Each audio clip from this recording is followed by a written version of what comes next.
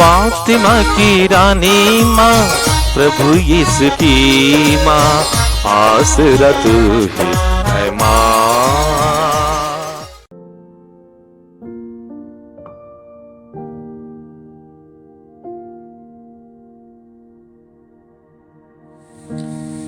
आगमन का दूसरा इतवार, पहला पाठ। नबी बारूक का ग्रंथ, अध्याय 5, पद संख्याएं 1 से 9 तक। हे यरूशलेम, अपने शोक और संताप के वस्त्र उतार और सदा के लिए ईश्वर की महिमा का सौंदर्य धारण कर। तू ईश्वरीय न्याय का लबादा पहनकर अपने सिर पर प्रभु का दिया हुआ गौरव का मुकुट रख ले, क्योंकि ईश्वर पृथ्वी भर के लोगों पर तेरी महिमा प्रकट करेगा और सदा के लिए तेरा यह नाम रखेगा, न्याय की शांति और धार्मिकता की महिमा। हे यरूशलेम, उठ खड़ा हो जा, पर्वत पर चढ़कर पूर्व की ओर दृष्टि लगा।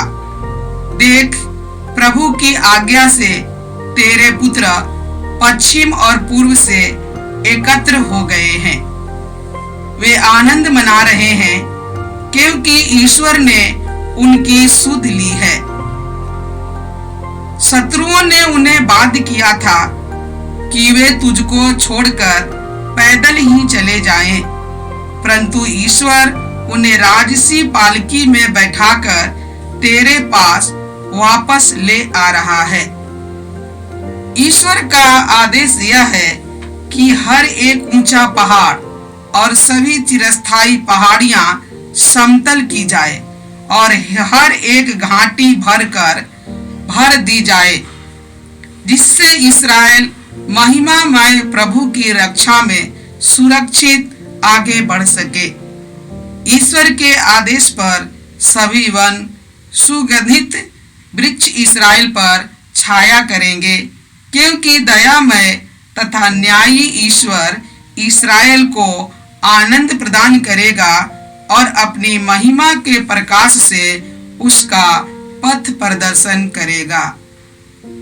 यह प्रभु की वाणी है। ईश्वर को धन्यवाद। भजन अनुवाक्य। प्रभु ने हमारे लिए अपूर्व कार्य किए हैं और हम अत्यंत आनंदित हो उठे। प्रभु ने हमारे लिए अपूर्व कार्य किए हैं और हम अत्यंत आनंदित हो उठे। प्रभु जब सियोन के निर्वासितों को वापस ले आया तो हमें लगा कि हम स्वप्न देख रहे हैं। हमारे मुख पर हंसी खिल उठी और हम आनंद के गीत गाने लगे। अनुवाक्य। प्रभु ने हमारे लिए अपूर्व कार्य किए हैं और हम अत्यंत आनंदित हो उठे। प्रभु ने हमारे लिए अपूर्व कार्य किए हैं और हम अत्यंत आनंदित हो उठे।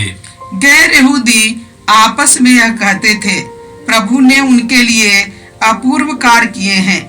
उसने वास्तव में हमारे लिए अपूर्व कार्य किए हैं और हम अत्यंत आनंदित हो उठे।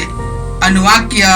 प्रभु ने हमारे लिए अपूर्व कार्य किए हैं और हम अत्यंत आनंदित हो उठे। प्रभु ने हमारे लिए अपूर्व कार्य किए हैं और हम अत्यंत आनंदित हो उठे। हे प्रभु, मरुभूमि की नदियों की तरह हमारे निर्वासितों को वापस ले आ। जो रोते हुए बीज बोते हैं वे गाते हुए लूनते हैं। अनुवाक्य। प्रभु ने हमारे लिए अपूर्व कार्य किए हैं और हम अत्यंत आनंदित हो उठे। प्रभु ने हमारे लिए अपूर्व कार्य किए हैं और हम अत्यंत आनंदित हो उठे। जो बीज लेकर चले गए थे, जो रोते हुए चले गए थे, वे फूले लिए लौट रहे हैं, वे गाते हुए लौट रहे हैं। अनुवाक्य। प्रभु ने हमारे लिए अपूर्व कार्य किए हैं और हम अत्यंत आनंदित हो उठे। प्रभु ने हमारे लिए अपूर्व कार्य किए हैं और हम अत्यंत आनंदित हो उठे। दूसरा पाठ फिलिपियों के नाम संत पौलुस का पत्र, अध्याय 1, पद संख्याएं 3 से 6, 8 से 11 तक। मैं हमेशा अपनी हर एक प्रार्थना में आनंद के साथ आप सबों के लिए विनती करता हूँ। जब जब मैं आप लोगों को याद करता हूँ तो अपने ईश्वर को धन्यवाद देता हूँ, क्योंकि आप प्रारंभ से अब तक सुसमाचार के कार्य में सहयोग देते आ रहे हैं। जिसने आप लोगों में यह शुभ कार्य आरंभ किया है, वह उसे यीशु मसीह के आगमन के दिन के लिए पूर्णता तक पहुंचा देगा। इसका मुझे पक्का विश्वास है। ईश्वर जानता है कि मैं यीशु मसीह के प्रेम से प्रेरित होकर आप लोगों को कितना चाहता हूँ। ईश्वर से मेरी यह प्रार्थना है कि आप प्रेम, ज्ञान तथा हर प्रकार की अंतर्दृष्टि में बराबर बढ़ता जाए, जिससे जो श्रेय है आप उसे पहचाने, उसे प्रेम करें। इस तरह आप लोग मसीह के आगमन के दिन पवित्र तथा निर्दोष होंगे और ईश्वर की महिमा तथा प्रशंसा के लिए यीशु मसीह के द्वारा परिपूर्ण धार्मिकता तक पहुंच जाएंगे। यह प्रभु की वाणी है। ईश्वर को धन्यवाद। जय घोष, अलेलुया अलेलुया। प्रभु का मार्ग तैयार करो, उसके पथ सीधे कर दो। सब शरीरधारी ईश्वर के मुक्ति विधान के दर्शन करेंगे। हालेलुया। प्रभु आप लोगों के साथ हो और आपकी आत्मा के साथ। संत लूकस के अनुसार प्रभु यीशु ख्रिस्त का पवित्र सुसमाचार। हे प्रभु तेरी महिमा हो। अध्याय 3, पद संख्याएं 1 से 6।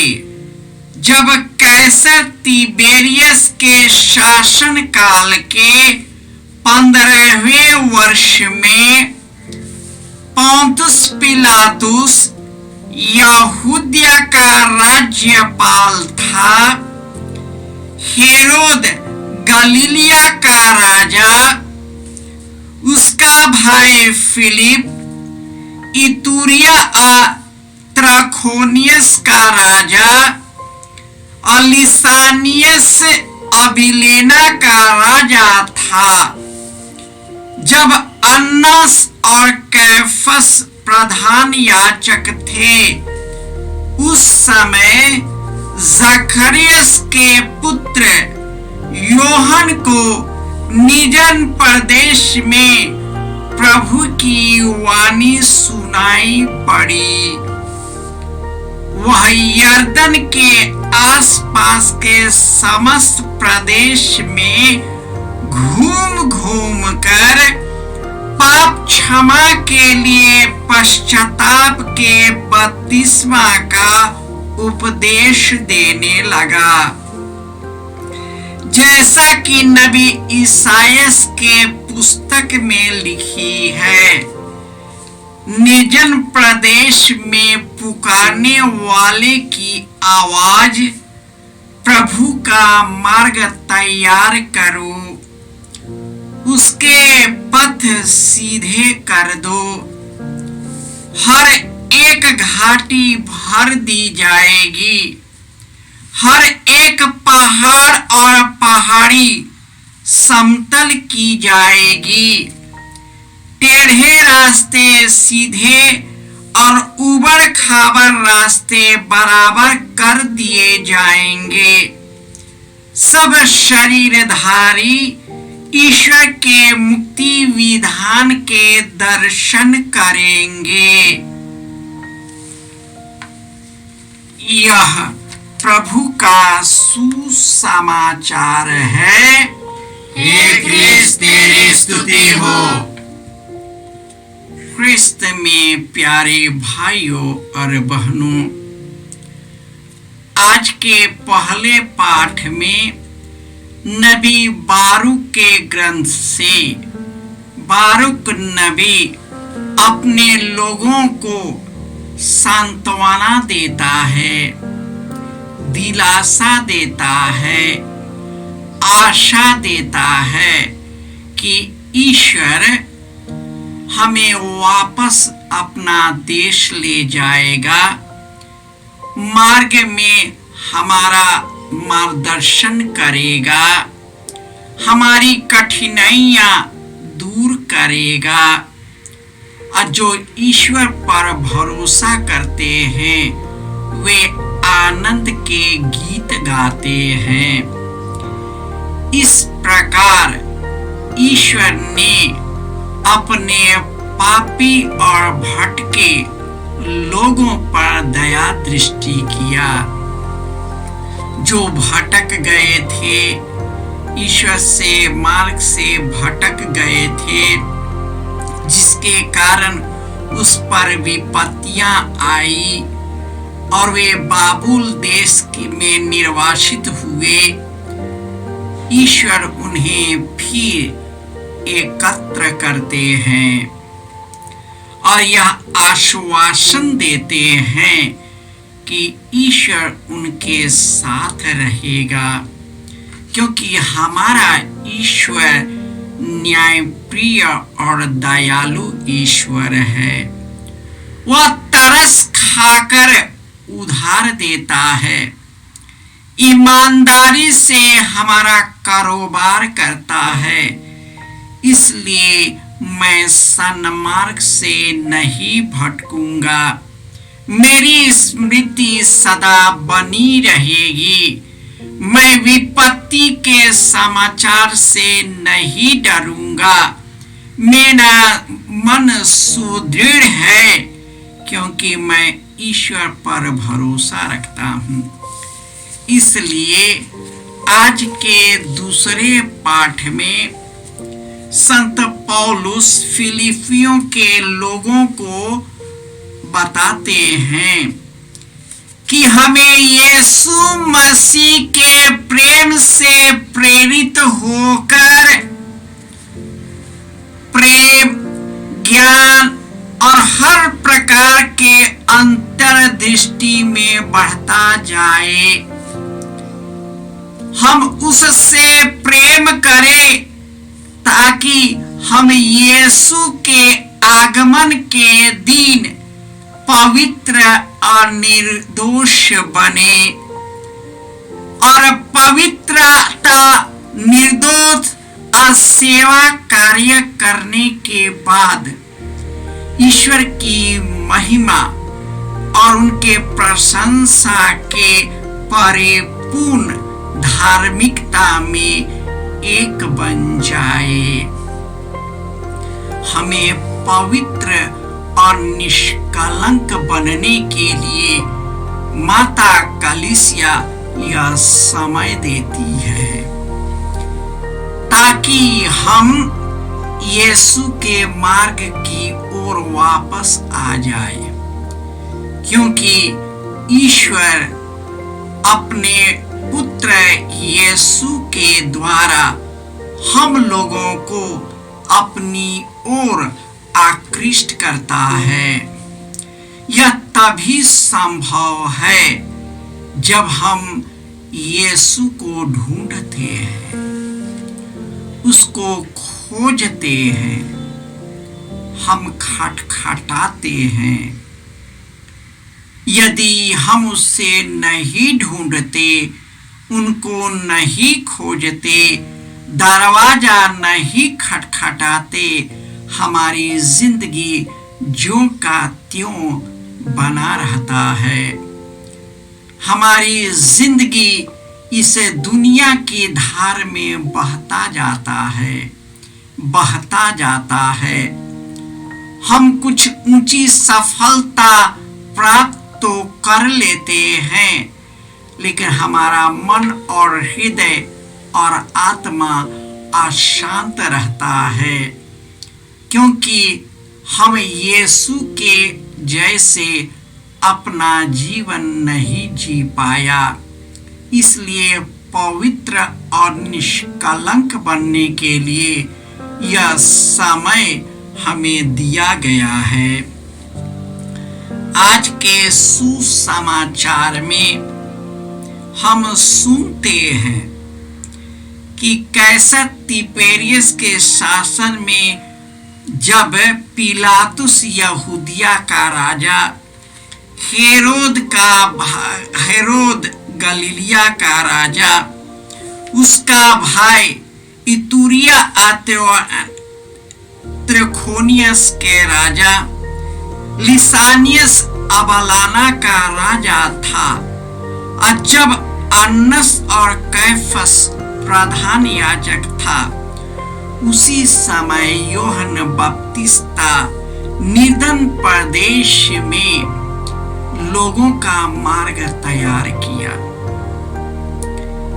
वह यीशु के राजदूत के रूप में पहले आया और उनके आगमन के लिए हमारे पवित्र मंदिर को शुद्ध करने के लिए हमें पश्चाताप के बपतिस्मा से हमें शुद्ध किया है।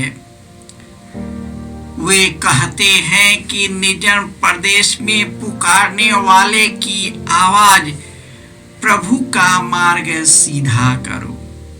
हमारे अंदर में जो टेढ़ा मेढ़ा जीवन है उसे सीधा करना है और इस प्रकार उस पथ को सीधे करना है, ताकि हर घाटी भर दी जाए, हर प्रकार का घाव, हर प्रकार का दुख, हर प्रकार का विपत्ति भर दी जाए और हमारे उबड़ खाबड़ जीवन को समतल किया जाए, ताकि हम सभी के मुक्ति विधान का दर्शन कर सके।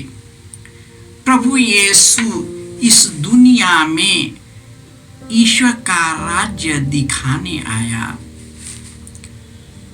और हमें उस जीवन की ओर उन्मुख किया है जो कभी मरने वाला नहीं है, अनंत जीवन की ओर उन्मुख किया है। अनंत जीवन हमें कैसे प्राप्त होगा?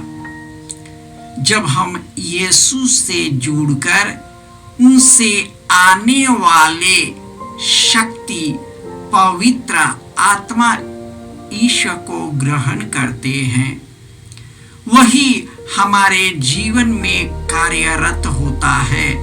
जब हम अपने शरीर के मंदिर को पवित्र करते हैं, इनको शुद्ध करते हैं, तो यीशु हमारे पवित्र मंदिर में निवास करता है। वह हमें शुद्ध करता है और हमें सेवा के लिए उत्प्रेरित करने लगता है। हम ईश्वर के वचन को लोगों को सुनाने लगते हैं और लोग उनके वचन को सुनकर प्रभु यीशु की ओर उन्मुख हो जाते हैं और वे भी महिमामय जीवन की ओर उन्मुख होकर अनंत जीवन प्राप्त करते हैं। हमें यीशु में जुड़कर पवित्र आत्मा की शक्ति से पवित्र और निष्कलंक बने और एक दूसरे की सेवा में अपने जीवन को समर्पित कर पाए। हे प्रभु यीशु, तू मानव बनकर इस संसार में आया। शुरुआत से लेकर आज तक जितने भी पतित हुए, जितने भी राजा हुए, तू राजाओं का राजा इस संसार में आकर हमें स्वर्गीय सुख की और आनंद की ओर ले जाने के लिए हमारा मार्ग समतल कर दिया है। तूने कई नबियों को भेजकर, संतों को भेजकर, अपने याजकों को भेजकर आज भी अपना कार्य करता है। हे प्रभु यीशु, हम तुझी से जुड़कर हम लोगों के टेढ़े मेढ़े जीवन में प्रवेश करें।